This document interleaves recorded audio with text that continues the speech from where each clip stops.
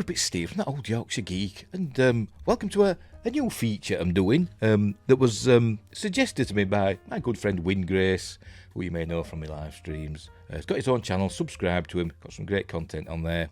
But he had the bright idea of me doing top fives of films from years past. I recently did my top five of 2023, so I thought I will do a top five films. It might end up being more than five on some of them, I don't know, but the top five films of the years I have been alive. So we're going to start in the 60s, because I'm very, very old. So that's what we're going to do, starting from today. We're going to do it, I'm not going to do them daily, I'll do them every so often. So it'll go on a while, will this series, fingers crossed. So we start off, first off, with the year 1967, which is the year I was born. Obviously, I don't remember these films on release, because I was a baby. But they're not in any particular order, by the way, these. They're just a top five. My favourite films of this year. Not necessarily the best films of the year, but my favourite ones that I've seen of this year. So first off, we've got The Dirty Dozen. A classic war film. Also, you know, it's a throwing like anti-heroes, bad guys, becoming good guys. But not all of them do. But it's a great film about these, you know, army prisoners that are trained to do essentially a suicide mission. Got Lee Marvin, Telly Savalas, Charles Bronson, and many others. It's a great film and well worth a watch. Next up, we've got You Only Live Twice, a classic James Bond film, one of my favourites, probably because it's set in space. It's the famous one, well, they're all famous, but it's the one famously with the volcano lair, hollowed out volcano, where they're launching rockets from, is Ernst Stavro Blofeld. So that's that one with Sean Connery. His last Bond film, before he would return for Diamonds Are Forever, but his last film of his first run as James Bond, and it's amazing. I love it. So there we go. You Only Live Twice.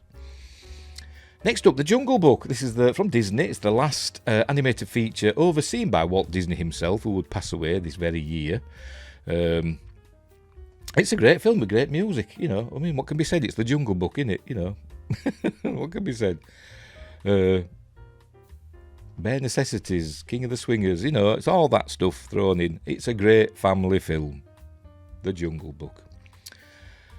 Next up is The Mummy Shroud. This is a Hammer film. We've got two Hammer films from the last two selections. The Mummy Shroud, highly enjoyable Hammer horror where a mummy's running amok and killing people. That's basically it, isn't it? So there we go. It's well worth a look. It's great stuff. And finally, one of my favourite films of all time. It was the first of my Friday Night Appointment with Fear series, Quatermass and the Pit, from Hammer again, based on the BBC serial from 1958. Finally got made into a film in 1967.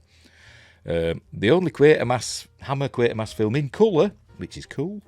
And it's a great film. It improves some of the things of the serial, the BBC serial, but I think the BBC serial, is overall superior.